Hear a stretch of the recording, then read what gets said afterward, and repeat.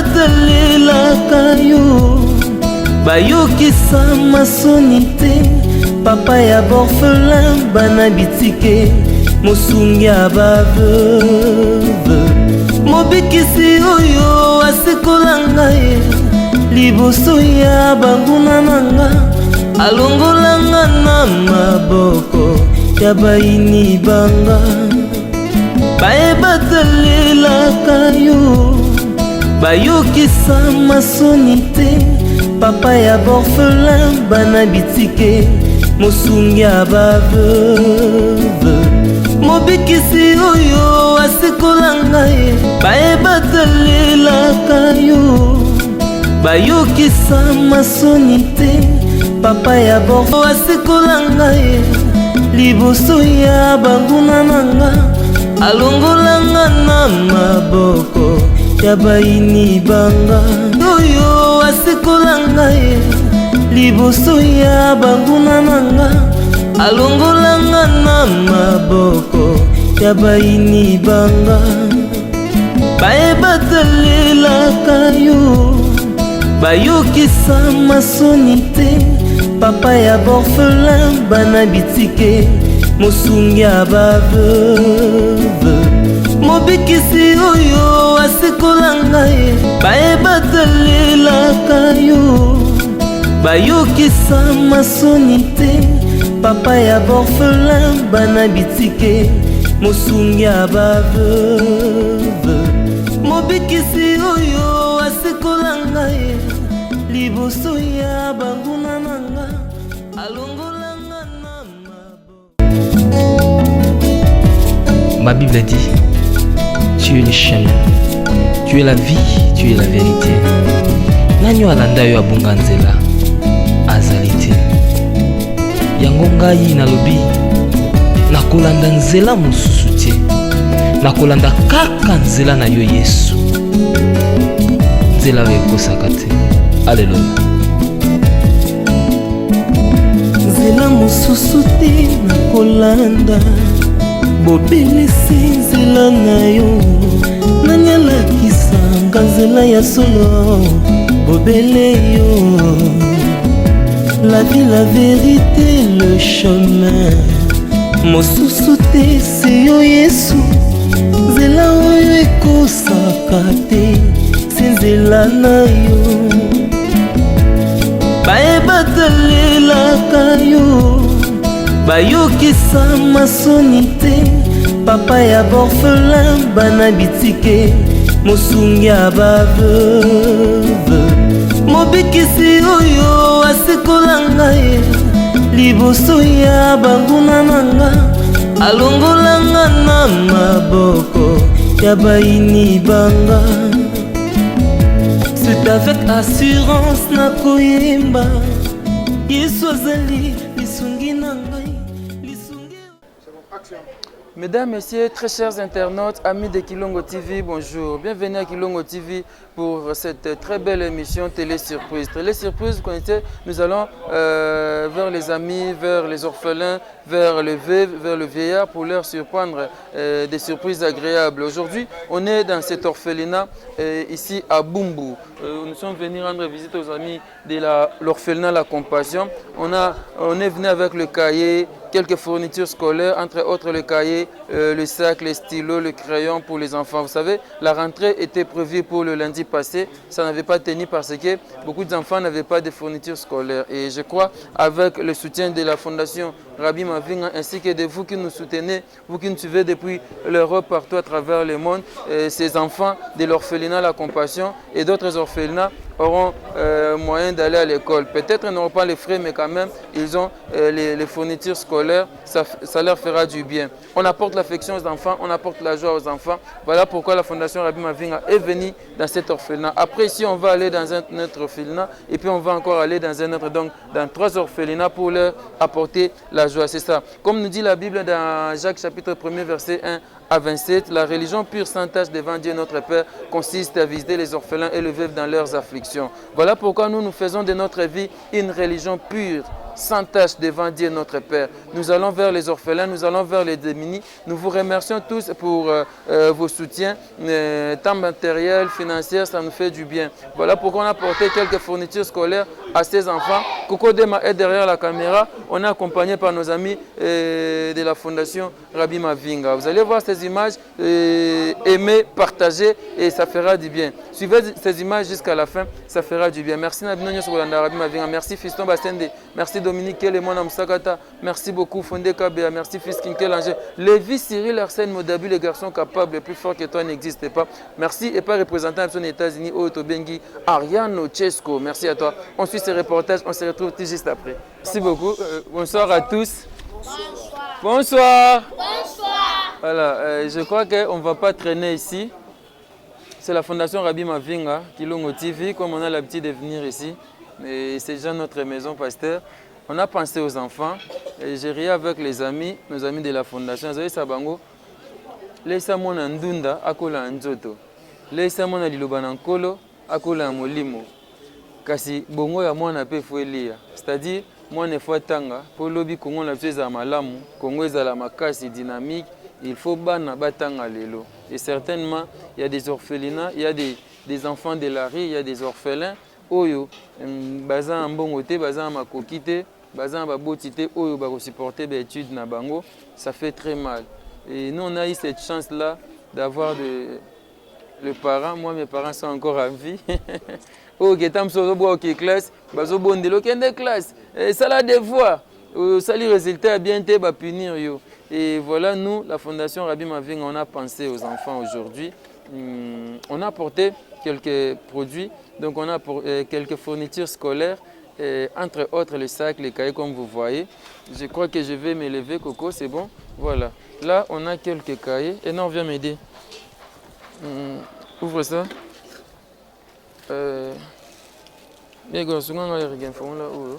On a quelques fournitures scolaires. Voilà. Ça, par exemple, c'est les sacs de classe pour les enfants. Je ne sais pas que je puisse remettre aux enfants eux-mêmes. Le petit, Yatangaka. Viens bébé. Viens. Allez, voilà, Zoa. Zéla. Yaka. Elle a fait.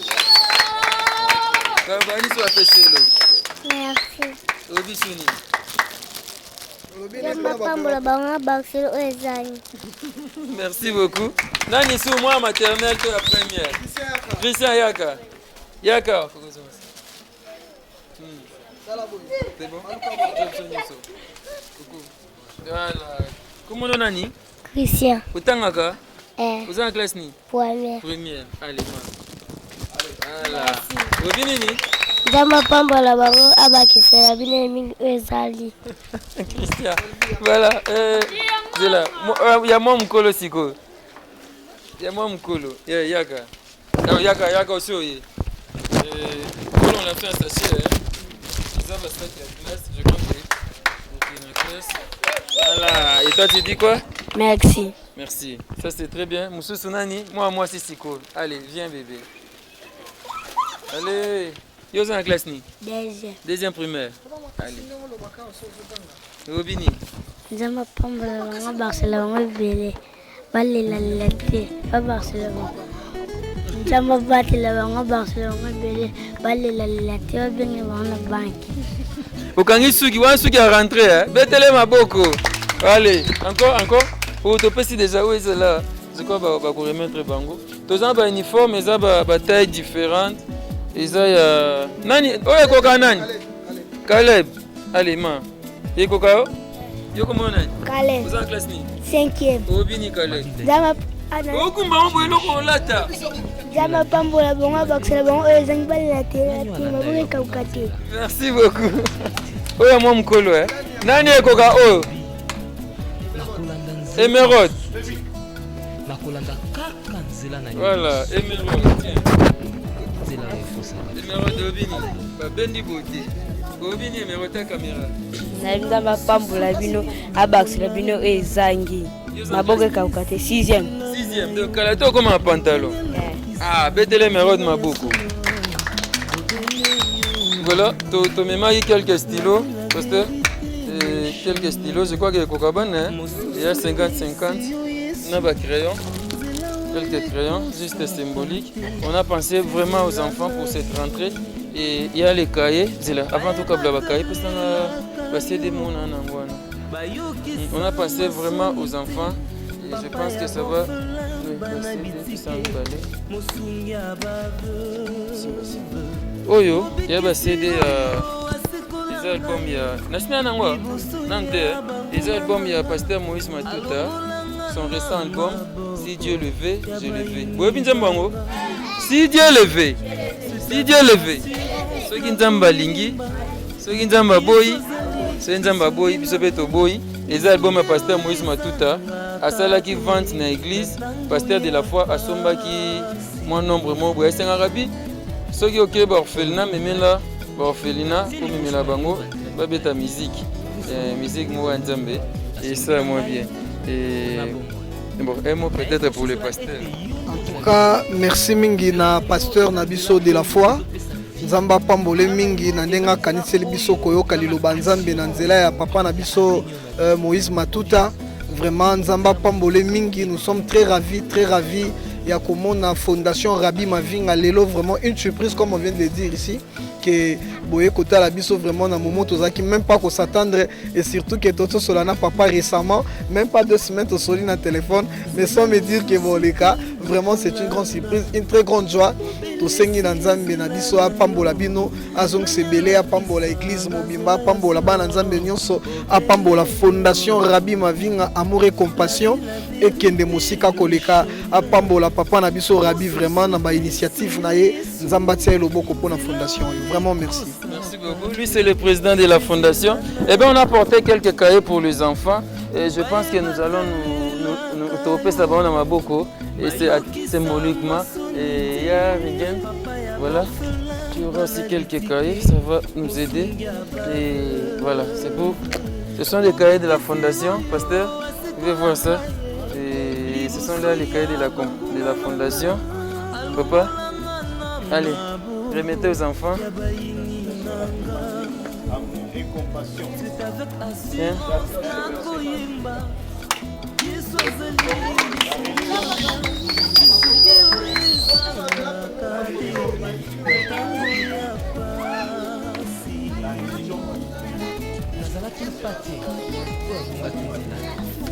C'est bon? Donc c'est ça donc là les cahiers que nous avions fait. Et pasteur, lorsque je vous appelais, j'avais besoin de photos. Vous verrez à l'intérieur, on a mis quelques photos. Je vous appelais pour me remettre quelques photos. Et les photos étaient venues un petit peu en retard, donc on n'avait pas eu la place. Et la fois prochaine, je crois, nous allons remettre les photos. Ça ne dérange pas. Ça va apprécier. Non, en tout cas, tu apprécies mon makasi mingi. Kosala makamboyo, ça c'est vraiment Dieu, c'est l'amour. Okomati na étape oyo ozwa fondation tiangwe kende na mayele ya bana. En tout cas, ça c'est Dieu. Que le Seigneur vous bénisse. Zamba sala ya turo yoko ya kuna tokomona na ba livre ya fondation Rabbi Mavinga. Na ba livre na ngwe kozana. Tozo croire na. Merci papa. Et voilà, les enfants sont là. Maintenant, je vais faire parler quelques enfants. Qui va parler maintenant? Nanya Oloba. Mutaloba zate yaka. Voilà. Yaya kombo nani? Voilà, tu as na orphelinat na la compassion na Bumbu et ouais pesika toye. Voilà, kombo nani? Germaine. Obini par rapport à cette lilonde de table notre même no bakaye. Ntaba problème na baksa no ezang yami. Lisa, yaya kombo nani? Lisa. Lisa, olobini ni par rapport à cette lilo. Nzamba pambola bino ba makasi misusu kutu baza bambonga ebele basamena te ke baorphelin baza baorpheline baza po basunga bino mais oka moke boye nango nzamba pambola bino pa basemeno ezanga. Merci beaucoup. Qui va parler? Ketia, tu vas parler? Tu dis quoi Ketia? Dieu que vous bénisse, que vous ajoute ce qui manque. Dieu vous ajoute ce qui manque. Elle manque des mots, merci Ketia. Voilà, ça c'est très bien. Et comme l'homme de Dieu est là, je crois qu'on peut prier, une courte prière, parce qu'on va aller encore dans un autre orphelinat. Moi, quant à moi, je vous remercie. Je remercie les enfants et puis tous les amis qui nous ont accompagnés. Là, je vois énorme Kaleng, Igor Silou, Coco Dema derrière la caméra. Il y a Regen Amissi, Tchike bien, et ça fait du bien comme ça. Et peut-être une prière et puis on termine. Merci. Nous te disons merci, tendre Père, Père de gloire, Père d'amour. Tu es celui qui pourvoit, le pourvoyeur par excellence. Nous recommandons entre tes saintes mains cette fondation qui a pensé pour nos enfants orphelins. Pourvois tous leurs besoins comme de l'ordre de ta grâce, que leur projet soit toujours béni, prospère par ta grâce. Leur chemin de retour, que cela soit toujours accompagné par tes saints anges. Que le pasteur de la foi ainsi que toute l'église soit toujours couvert, béni par la puissance de ton nom. Béni Papa Rabbi Mavinga, toute son équipe. Que la faveur de Dieu et celle des hommes leur accompagne. Qu'ils soient tous bénis, visités par la puissance de ta divinité. Dans le nom de Jésus, nous avions ainsi prié par amour. Ndetolobi. Amen. Amen. Betelakolo Maboko. La compassion, oye. Merci beaucoup. Eh ben, donc on était venu à la fondation, à l'orphelinat La Compassion. Après ici, on va dans un autre orphelinat. C'est la rentrée des classes déjà. Et je vous dis tous merci. On poursuit ces reportages.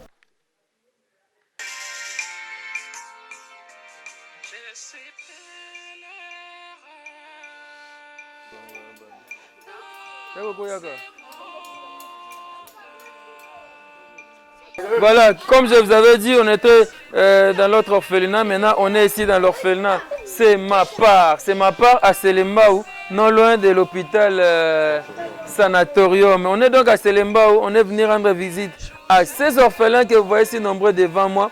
On les a apporté les cahiers, le sac, quelques uniformes, fournitures scolaires, comme je vous avais dit. Et vous voyez, l'heure est déjà partie, ils vont dormir d'ici là. Le président de l'orphelinat est là. Bonjour papa. Bonjour Papa Ravi Mavinga. Comment on a Nisusu? Comment on a apôtre José Ikoma? Apôtre José, on est donc dans l'orphelinat, c'est ma part, c'est votre part, c'est notre part.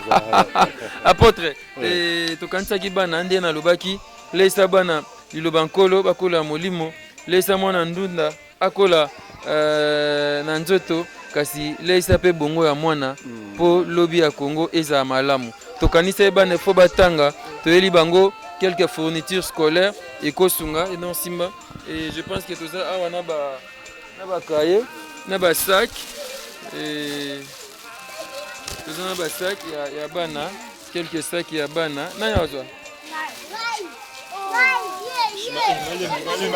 simba tout ça wana eza ya malembe ba pesa mno papa bana bana papa agopesa to agopesa te agopesa papa maboko Monsieur pona biso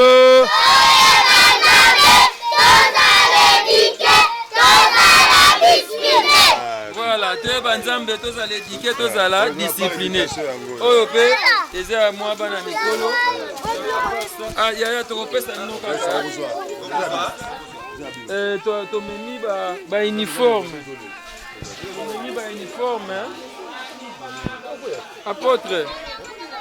apôtre tomemi lo moko ya bauniforme bachemise eza bataille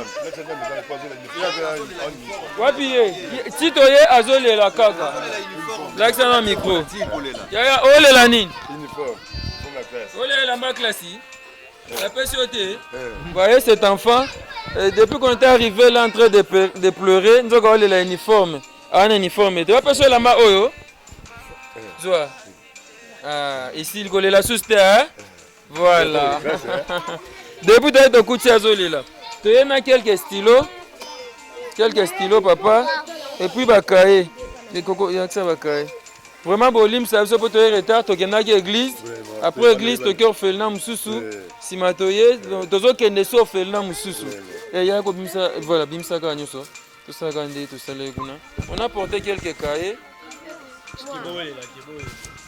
nyonso azwa zela malembe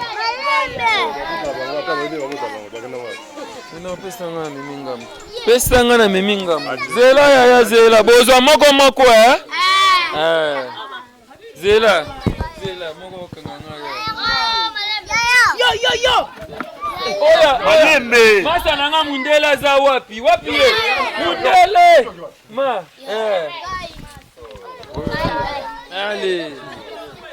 Allez. Nanya zuite.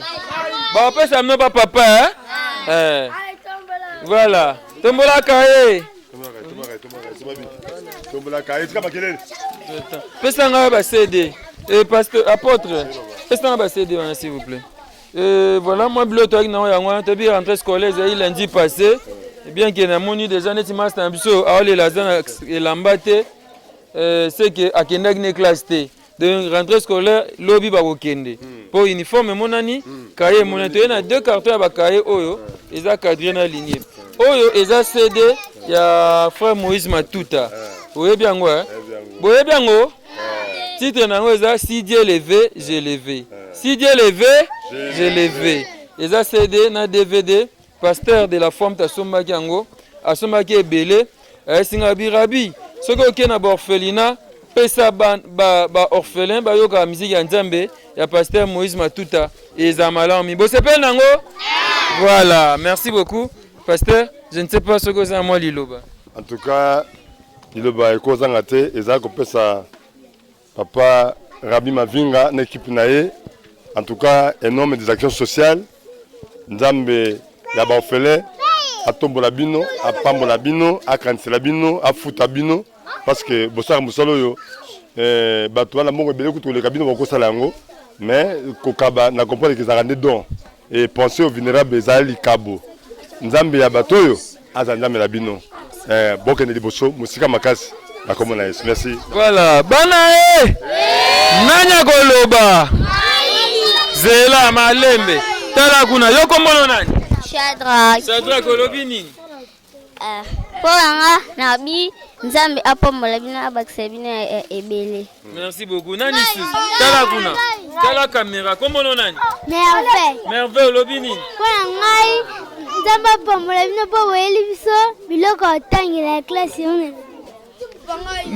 Kamana nga belge za wapi? Nani? Yembe za olela? Yoko mona nani? Cecilia, kamana nga belge za wapi? Yoko mona nani? Nako mona nga Sainte, merci po weli biso biloko totanga.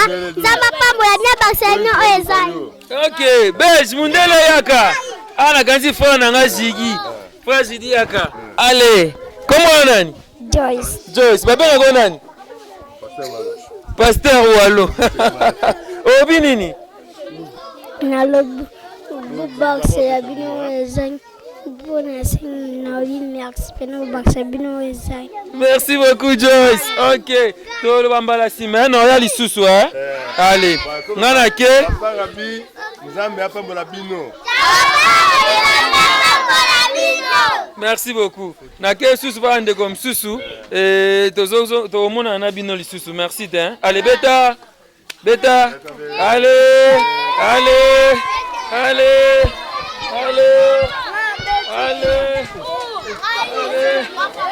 Merci.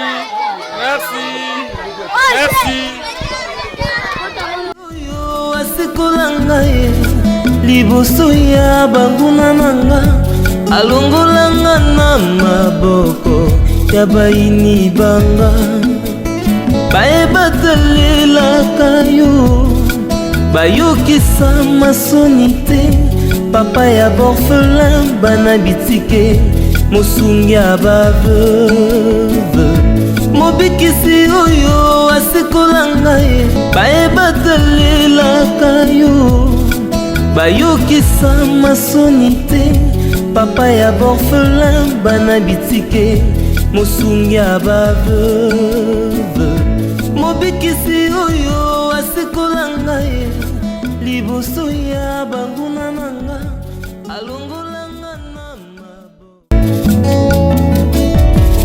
Ma Bible dit, tu es le chemin, tu es la vie, tu es la vérité. Nanyo alanda yo abunga nzela azalite. yango ngai nalobi nakolanda nzela mosusu te, nakolanda kaka nzela na yo Yesu, nzela oyo ekosaka te. Alleluya. nzela mosusu te nakolanda, bobelisi nzela na yo, nani alakisanga nzela ya solo, bobele yo. La vie, la vérité, le chemin mosusu te se yo Yesu, nzela oyo ekosaka te se nzela na yo. Bayebatalelaka yo, bayokisa masoni te, papa ya borphelin bana bitike, mosungi ya baveu. Voilà, comme je vous avais dit, c'est déjà la rentrée des classes. Demain c'est lundi, les enfants vont aller à l'école. Voilà pourquoi on a apporté quelques fournitures scolaires pour ces amis qui sont là derrière moi. C'est l'orphelinat Les Cris des enfants. Et on est venu ici à Selemba ou après d'autres orphelinats. On est venu leur voir, leur donner ces cahiers, ces sacs. Comme ça, ça va les aider d'aller à l'école demain. Le pasteur, il n'est pas encore là. Voilà, le responsable est là. Avec lui, nous allons parler un peu rapidement. On est un peu fatigué. Tout ça, moi tour. Voilà. Et bonsoir, pasteur. Oui, bonsoir. Bon niveau, papa. Ça va? Nasepeli sous mon abino lelo. Et ça, c'est mon makasi. Nde na baki côté msuna kendaki na bi. Laisse moi ndunda kola na nzoto.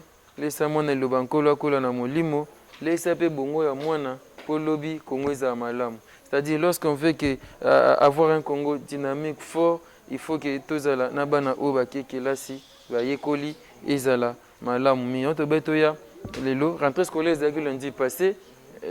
Nebine za namboka na biso moi ba fourniture scolaire ba frais à moi passe bien que toyoki déjà que pour na bana mike koza nango ofele na ba école à l'état et to memi quelques objets wana et ya même sunganga ba sac d'abord.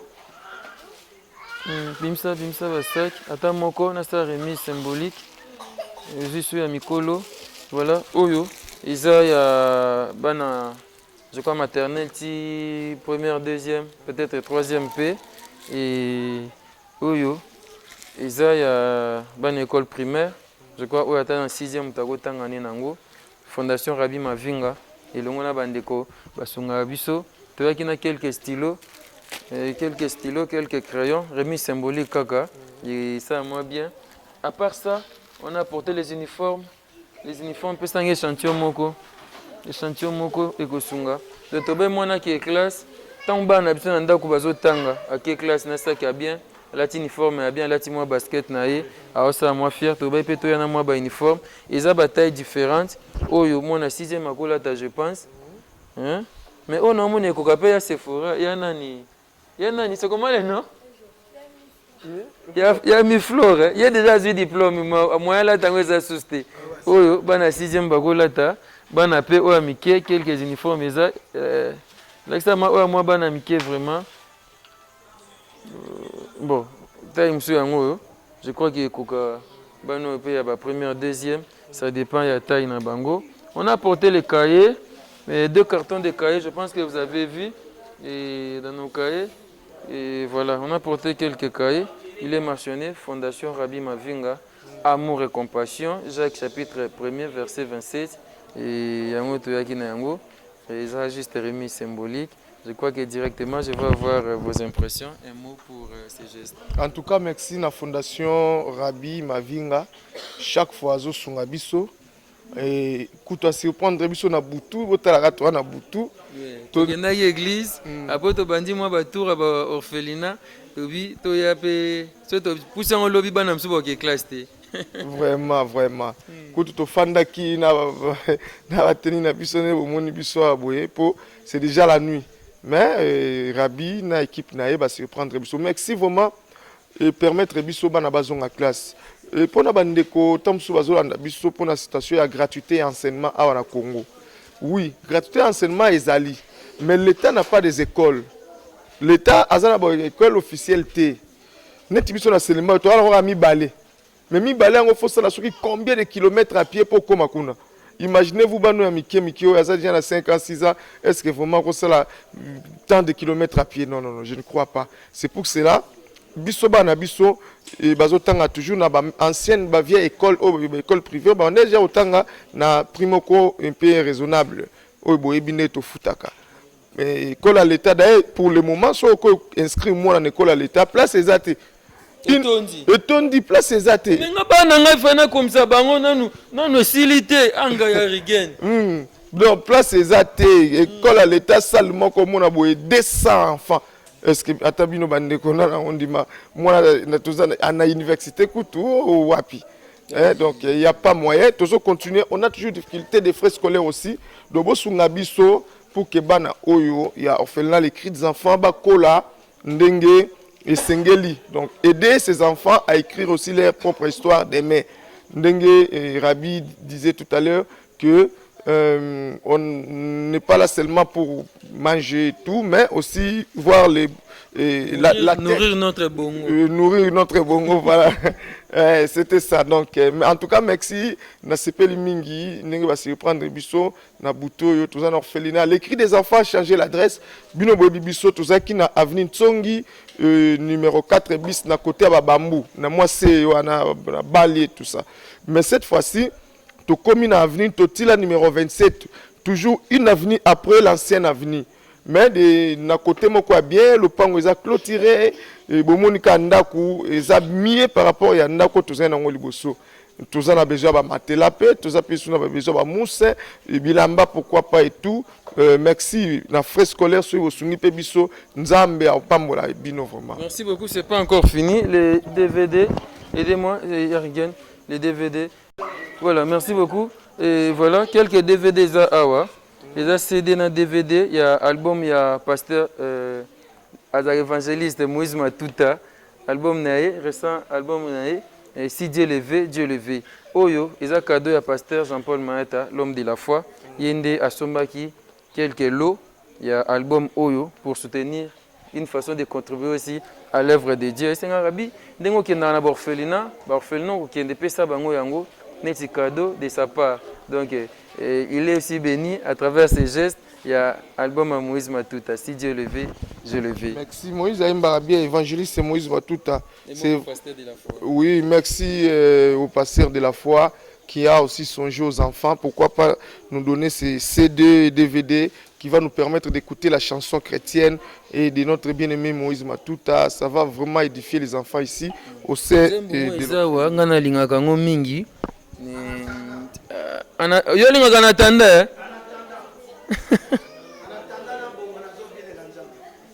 ok anatanda rétroviseur eza na tela o motema moi ba titre belé vraiment beau sepela na yango si Dieu le veut je le veux. À part ça tous en quelques boîtes à lait eza ba amike o utaki poto. Je crois que Bogotanga, les amis balais, tu apportes pour les enfants. Bébé Mouazaki, santé Tungsaki, awa, il est là, non? Si, il est là. Ouais, Daniela. Voilà, c'est pas un problème. L'essentiel est que tu fais ça, la geste Oyo. Et vous avez déjà dit votre mot, vous allez encore ajouter? Ah bon, j'ai presque tout dit, mais je ne peux pas manquer encore à ajouter. Mais vous qui nous suivez vraiment par... à travers Rabi, l'émission de Rabi, partout sur YouTube, et pensez vraiment aussi aux enfants pour leurs frais scolaires, des acomptes et tout. Vraiment, si vous le faites, le Seigneur ne manquera pas aussi à vous bénir. Nous sommes là tous ensemble en train de travailler pour un intérêt commun de ces enfants. Donc, le Seigneur vous bénira. Soyez bénis au nom de Jésus-Christ. Merci beaucoup. Cet enfant qui est abandonné, cet enfant qui est négligé, cet enfant qui peut-être n'a pas de parents, qui se trouve dans la rue, qui tend la main vers vous, aider ses enfants. Aujourd'hui, si un enfant devient quelqu'un de la vie, a commis moto et que zamala mingi. Il y a solo les lots na bango bazaba orphelin, mais lobby nzambende ayebi. To sunga bana o. Je pense que to kabuli bango ba kaite et repoussani, to me golobi sa bango kananya loba bana bana. Bogolo bate. Ya igo na pusa ngota bana na mona baonte. Bana bana. Bogolo bate. Nanya koloba. Allez, yo comment on a? Comme la Chilo. Silo, Obini. Obini, no moins fondation, la vie no moins. Ah, Silo. Merci. Merci. Yo comment on a? Belle vie. Belle vie. Oh, belle vie, ça a été athlète. Olobini ni belle vie. Fondation. Merci la fondation Radi Mavinga. Bayoti.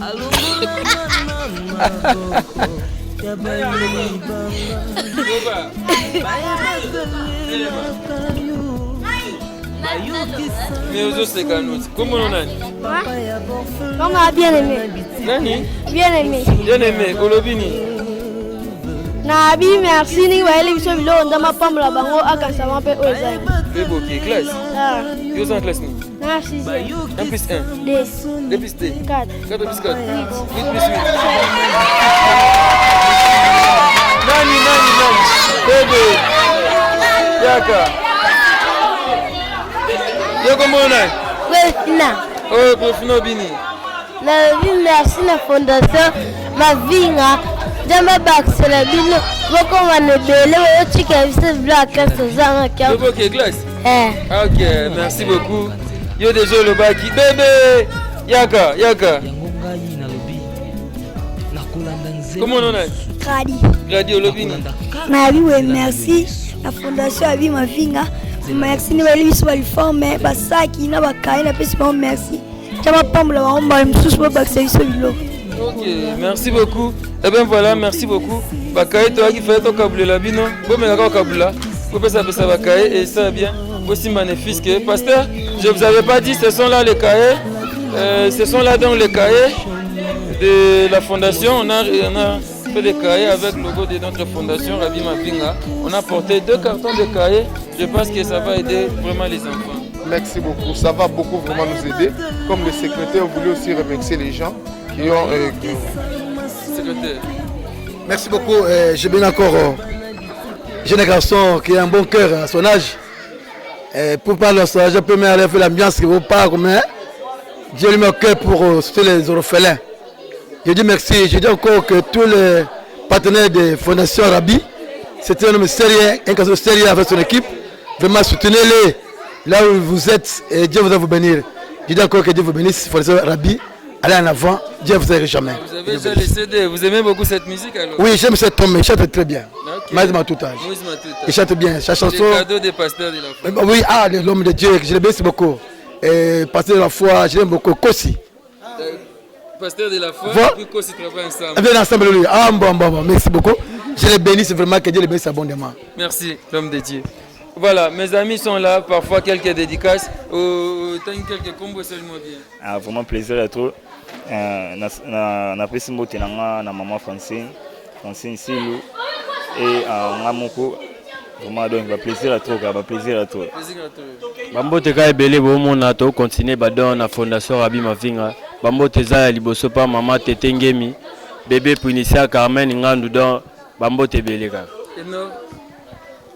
Oui, bisindera to le baki ki yum to za mbongo na ya ebele faut zoluka place nini rogi kolona place malamu yango ya kolona à travers fondation Rabi Mavinga. Bambote na nga mingi na Bibiche Tulunga, moi si Alphonse Mavola na Paris, Mimi Tulunga, Cléance Tulunga Kuchi dans bambote na mine ebele na pas de mimi Kaleng na bosanité grand frère propre. Merci beaucoup. Et bien voilà, là les amis ont les cahiers. Ouais, banae. Comment la cahier de CP là? Bosepelite. Boko kende classe boko kende te. Okotanga te. Voilà, tous les enfants à l'école, bananyo soba kende kelasi eza malamu mingi polo biba koma bato. Merci beaucoup. Et pas na binonyo sobo sunga fondation Rabi Mavinga. Merci. Et pas bandeko to tambulina bango. Merci pas pasteur Kosi, pasteur Herbi. Merci mingi et pas pasteur Jean-Paul Maata l'homme de la foi, pasteur Ringo Mambote na bosanyote. Ezaki bongo fondation Rabi Mavinga lelo to tambulina ba orphelina pona ko pesa bana oyo et ko sunga ba omba kende kelasi lobby. Ya solo misolo tam monsieur ezalite et sengi ba futa misolo ya kelasi sengi pe balia et ko za malamu mingi. So nzamba sungi to kozonga lisusu awa elongo na bana biso ya ba orphelin de boyinde makomi lobaki na lobaki on est bandeli. La religion pure sans tâche devant Dieu notre Père consiste à visiter les orphelins, les veuves dans leurs afflictions. Et bien voilà, nous faisons de notre vie une religion pure sans tâche. Voilà pourquoi nous venons dans des orphelinats, nous allons dans des hommes de vieillards, nous allons vers les démunis pour les soutenir. C'est une façon pour nous de faire de notre vie une religion pure, sans tâche. Merci à vous. Merci à l'homme de Dieu, le pasteur Jean-Paul Malata de la foi. Merci aux responsables des orphelinats. Merci à Bandeko Nyonso. Oba benga Rabi, atineli Rabi, moi 10 €, moi 2 €. Merci à Nabino Nzambe, à Pambola Bino. Ezaki Bongo, première partie, topé, Ezaki Bongo, dans le tour au dossier na orphelinat pour nous savoir bakaye. Merci et pas Coco Dema, Oazasi Mabilili Balobi Coco Dema. Merci à trop. Tokute Mbalasima, numéro Yasika. Merci. Tombola Kaye, Bana Bana.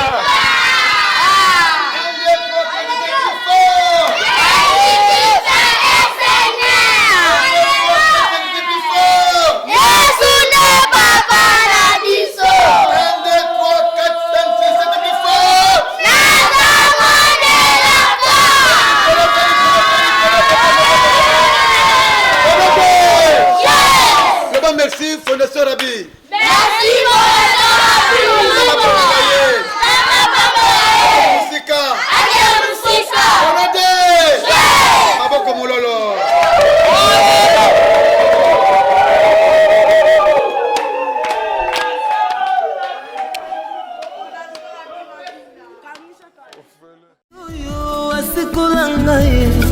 liboso ya banguna nanga alongolanga na maboko ya baini banga bayebatelelaka yo bayokisa masoni te papa ya borfelin bana bitike mosungi ya baveuve mobikisi oyo asekolanga ye bayebatelelaka yo bayokisa masoni te papa ya borfelin bana bitike mosungi ya baveuve mobikisi oyo asekolanga ye liboso ya banguna nanga alongolanga na